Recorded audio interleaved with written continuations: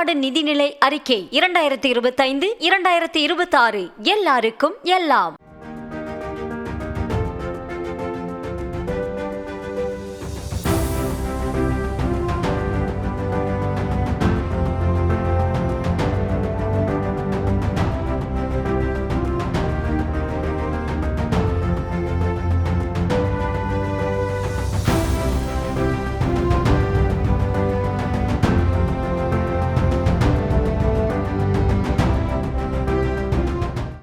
இதில் தான் ரொம்ப அதிகமான நபர்கள் ஏமாற்றப்படுறாங்க, அதிகமான பணமும் ஏமாற்றப்படுது. கடந்த ஆண்டு மட்டும் தமிழ்நாட்டிலேயே 1600 கோடி ரூபா ஏமாந்ததாக சொல்கிறாங்க. இந்த ஆண்டு இன்னும் அதிகமாக போகும் அப்படிங்கிறது தான் நம்மளால் சொல்ல முடியும். மக்கள் அவ்வளோ தூரத்துக்கு ஏமாறக்கூடிய ஒரு சூழ்நிலையில் இருக்கிறாங்க. ஏன்னா இவங்களுக்கு இந்த சைபர் குற்றங்களை பற்றிய விழிப்புணர்வு இல்லை. குறிப்பாக ரிட்டையர்ட் ஆனவங்க, வயசானவங்களை கூட ஈஸியாக ஏமாத்துறாங்க, பெண்களை ஈஸியாக ஏமாத்துறாங்க. இன்னொன்று, இப்போது நிறைய பேர்கிட்ட பொருளாதாரம் நல்லா இருக்கிறனால தமிழ்நாட்டில் தான் பணம் இருக்குது, மக்கள்கிட்ட பணம் இருக்குது, அதனால் நிறைய பேர் ஏமாந்துடுறாங்க. இதில் எந்த குற்றவாளியுமே தமிழ்நாட்டில் கிடையாது ஈஸியாக போய் பிடிக்கிறதுக்கு. எல்லாமே பல்வேறு இடங்களில் தூரமாக இருக்கிறாங்க, வெளிநாடுகளில் இருக்கிறாங்க. எனவே தான் இது சிரமமாக இருக்குது. இவங்களை கண்ட்ரோல் பண்ணுறதுக்கு உடனடியாக இவங்களுக்கு சட்டத்தை உடனே திருத்தி ஆகணும். சைபர் மூலமாக, மொபைல் ஃபோன் மூலமாக குற்றங்கள் செஞ்சுட்டாங்க, பணம் மோசடி பண்ணிட்டாங்கன்னா இவங்களுக்கு ஆயுள் தண்டனை கண்டிப்பாக கொடுக்கணும்.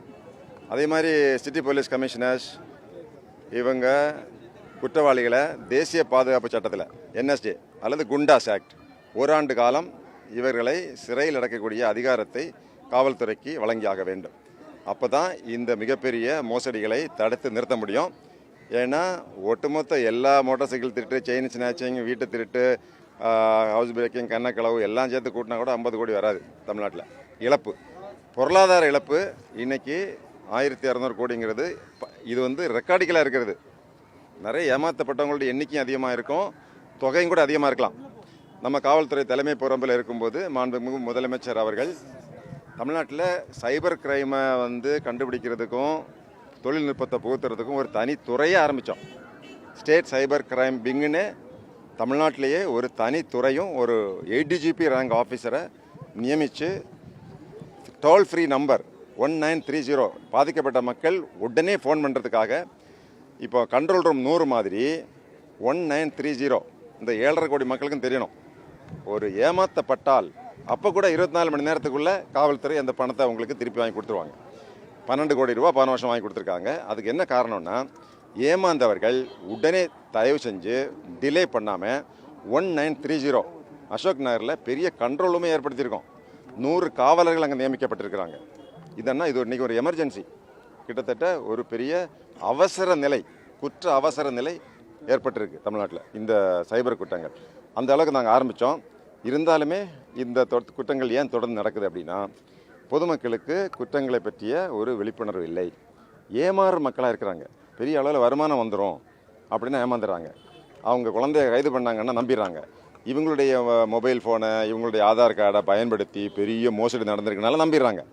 இவங்க பேரை வச்சு வங்கியில் பேங்க் அக்கௌண்ட் ஓப்பன் பண்ணி ஒரு பெரிய போதை பொருள் கடத்தல் சம்பவம் நடந்திருக்குனாலும் நம்பிடுறாங்க. ஒரு போலீஸ் அதிகாரி வீடியோவில் வந்தாருன்னா, பாம்பேலேருந்து பேசுகிறாருன்னா அதையும் நம்புகிறாங்க. ஸோ மக்கள் மத்தியில் விழிப்புணர்வு ஏற்படுத்துறதுக்கு தொடர்ந்து முயற்சி செஞ்சிட்ருக்கிறோம், வீடியோ போட்டுட்ருக்கோம். பொதுமக்கள் தயவு செஞ்சு உங்களை நீங்களே அதிகாரப்படுத்தணும். அப்படின்னா உங்களை ஏமாற்றாத வகையில் நீங்கள் ஒரு ஆற்றல் மிக்க மனிதனாக மாறணும்னா நாலேஜ், அறிவு தான். இதுதான் இதுக்கு தடுப்பு. 2வது தடுப்பு, குற்றவாளிகளுக்கு ஆயுள் தண்டனை. காவல்துறை அவர்களை 1 ஆண்டு தேசிய பாதுகாப்பு சட்டத்தில் கைது செய்யக்கூடிய ஒரு அதிகாரம் வந்தால் நிச்சயமாக இந்த குற்றங்கள் பெரும்பாலும் குறைஞ்சிடும். சைபர் குற்றவாளிகளை பொறுத்த வரைக்கும் சார் குறைவான அளவில் தான். தமிழ்நாடு நிதிநிலை அறிக்கை 2025-2026 எல்லாருக்கும் எல்லாம்.